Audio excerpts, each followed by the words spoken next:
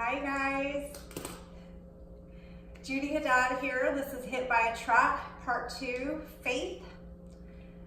I shot my video for this week yesterday, and I was like, oh, I'm gonna try a new camera angle. Well, I cut off my head, which is probably fine. The cat always comes when I'm doing this. And now I'm probably sitting too far away. I'm not mic'd. I know this room echoes. I'm apologizing. Anyway, I was gonna post the video regardless with my head chopped off. Then I realized there's a lot of stuff in there about my mom that she probably is not gonna really take in the way that I intended it. So, starting over from my notes, we'll see how this goes. Lots of notes. So, again, Judy Haddad, owner of Orange Purple Passions, which is my healing LLC, and founder and executive director of 5 Purple Oranges, my charity founded on the memory of Alon, my son, who was killed when we were hit by a truck. So I want to talk a lot about the year 2016. So one of the things that was starting to dawn on me, and that I was talking about in the last video, is that I was 2016, he was killed in 2014 at the end of the year, and it's a year and a half, 2 years, and I'm noticing how many lives that he's now still touching, and how he transformed me. I noticed that I was leaning in a lot in 2016. If I could do it, I would do it just because I could. And that was the year that I sort of really adopted, I believe started finding myself again.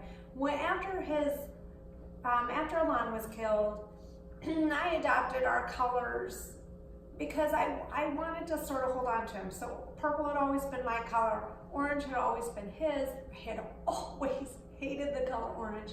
He knew that. And I started wearing it and incorporating it into my hair, things like that, because of him. But in doing so, I found a love for the color that I didn't think was there, and now it's all over my house. Again, I wear it in my hair. I'm never gonna, no matter how many changes my hair goes through, it's always gonna be orange and purple of some sort. And so it started out as something for Alon, and then I started getting myself back. I started wearing my hair the way I've sort of always done. I had always had short hair, and the times that I didn't were not a choice I made for myself. I feel at the end of towards the end of Alon's life, I wasn't myself. I wasn't the person I had always been. With him, I was. My outside self, I wasn't doing the work I wanted to do. I didn't have the body that I was used to. I didn't have the hair I was used to. I wasn't wearing the makeup I liked wearing. I feel like I am now more myself than I had ever been.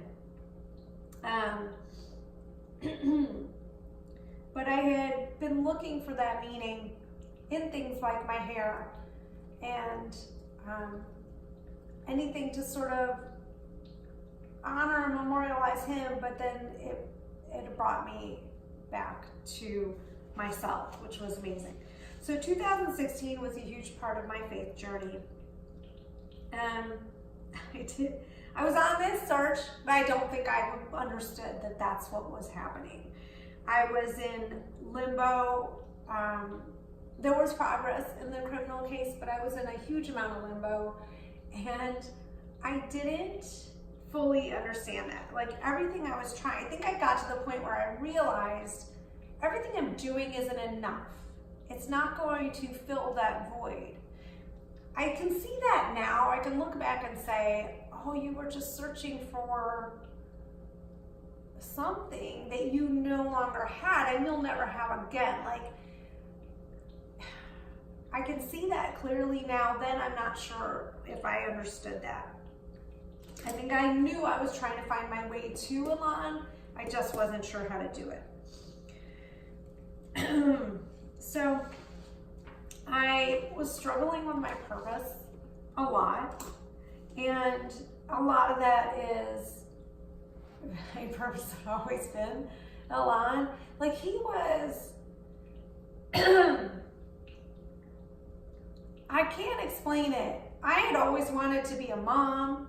I was always working with kids. I always had a good relationship with kids. I'll be out at a restaurant now today still, and even without the hair, kids will come up to me and wave and start talking, and I just have that sort of aura, for lack of a better word. But there was something about Alon, like he was more than like just my child. He was just this amazing human, and I just, being his mom, but being like this, on this life journey with him, felt fulfilling. So there was a lot of other family stuff in 2016. We had finally realized, my mom and I, that taking trips with my dad was not such a good idea. Him staying at home was not such a good idea.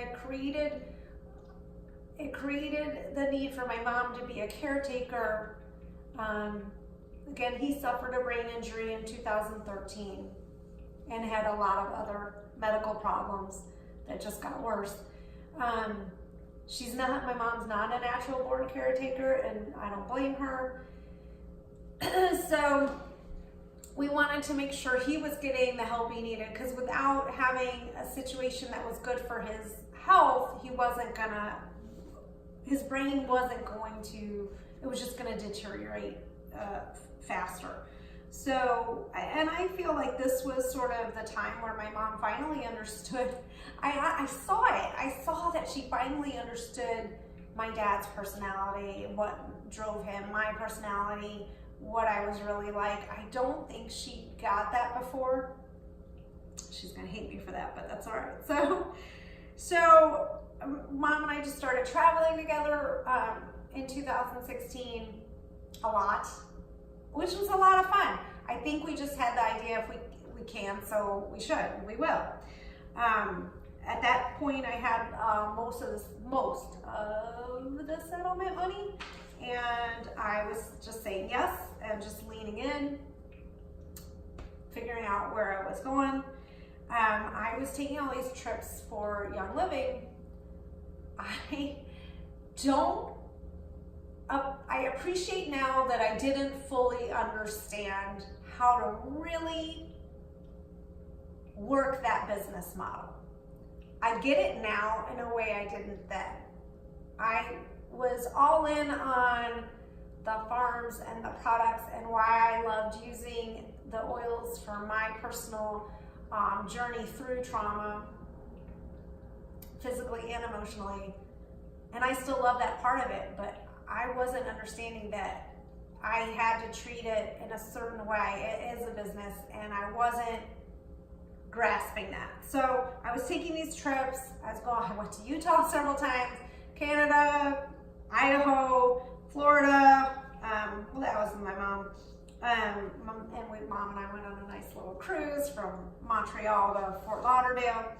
And for me, it built my community. I was able to network. I built my community. I was seeing the same people over and over again, and they became something important to me in a way. None of these people had ever met Alon, didn't know Alon, didn't even always know my story when they met me, and we bonded. And so I'm grateful for that, because I feel like now, since Alon was killed, I feel like I've pretty much gone to every province in Canada, and I feel that's a reason. I don't think I'm ready to live there yet, but there's a reason for that. Like, if there's something about being there, there's something about, my friend Erin, who is like one of my touchstones now, just that staying with that connection that keeps me grounded. Another person who grounded me all that year is my friend Tracy.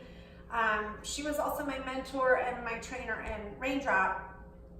And I love that. I love that I was able to spend time with her while also getting my certification. So I went to Galveston to see her because it felt like it was a choice. I had all these other options of things that I was supposed to be doing for my business, but Galveston, I made that choice. I'm like, let me go somewhere that I can just, you know, chill out. There's a beach, there's, you know, my birds, there's wetlands. She didn't live too far away in Houston, and we just hung out after I passed my test and got my certification with her. Like, we just hung out, and I just needed that. She had that presence for me, and helped me all of that year. But the whole time that I kept going to all these, for lack of a better word, personal development conferences,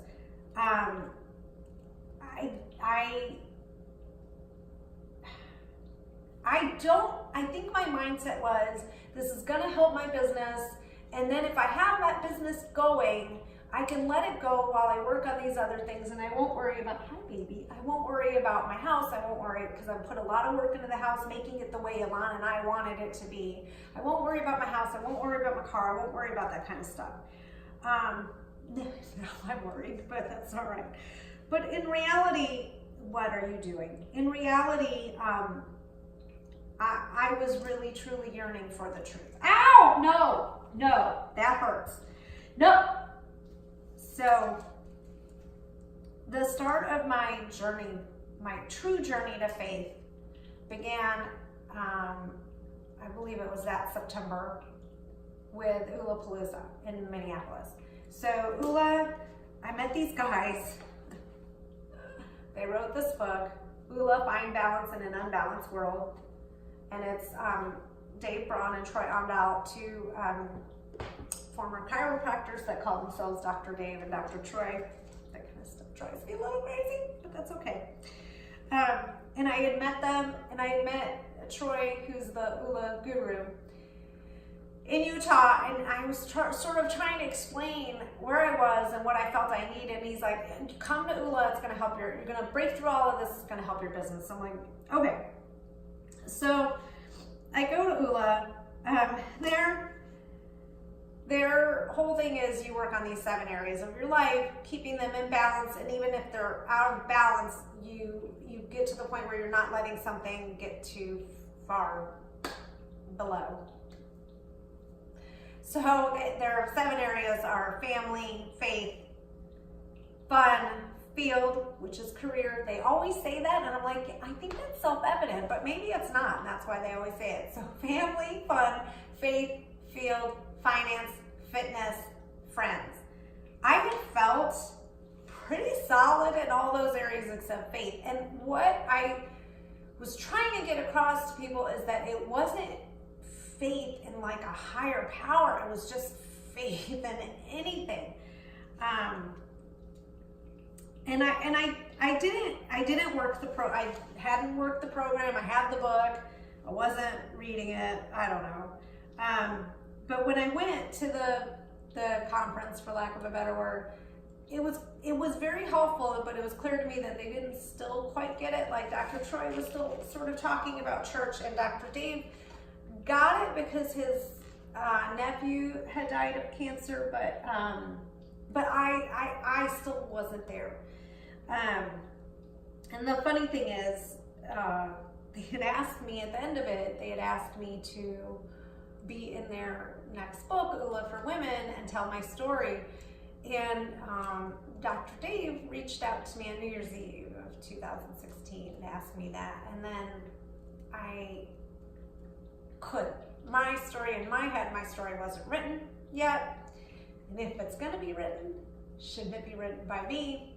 Because my story wasn't, in my mind, wasn't finished. And the story I wanted to tell is something that wasn't ready to be told. And I'm still struggling with that even as I do these podcasts. There's a story I want to tell, I don't think I can or will.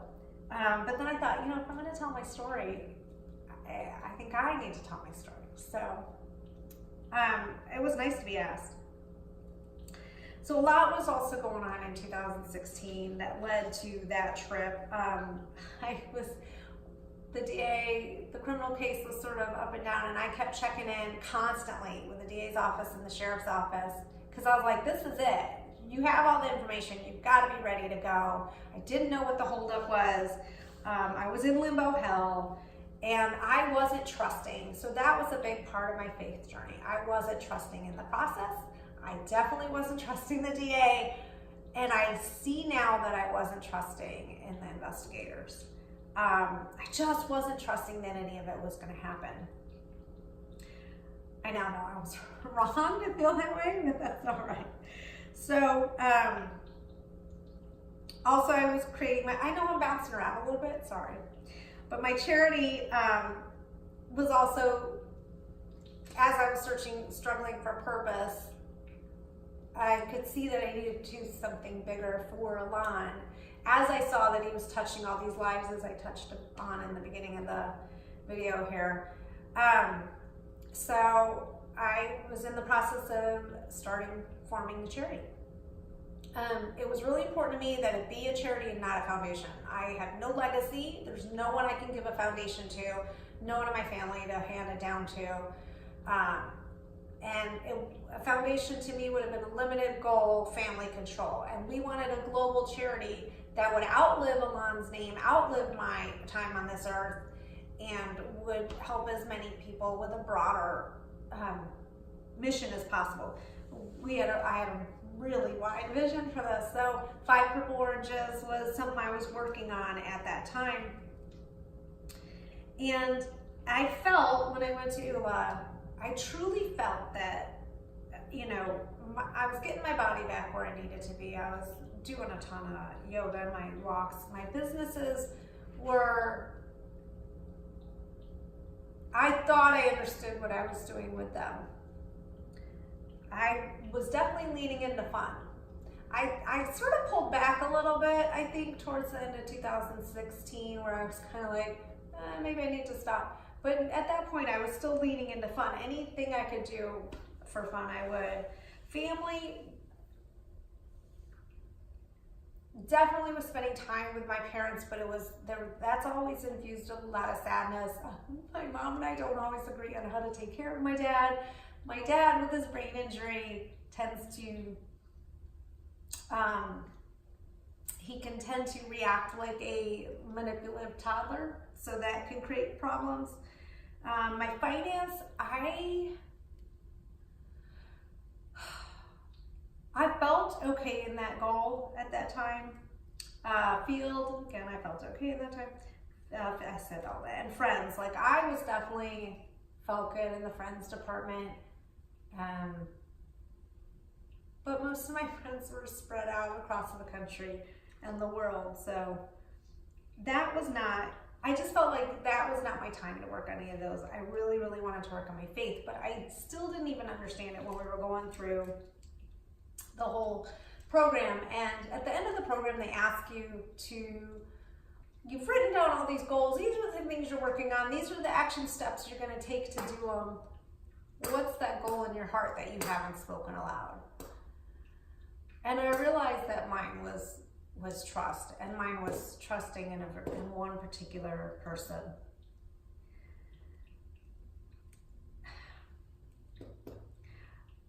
Alon,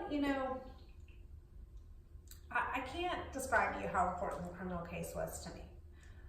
Alon was gone. I understand nothing was going to bring him back. Trust me, I get that. It wasn't even that I wanted to see the driver punished in a retaliatory way. Here was my thought process. The company had already killed 2 people. It's just not something you're supposed to do and get away with.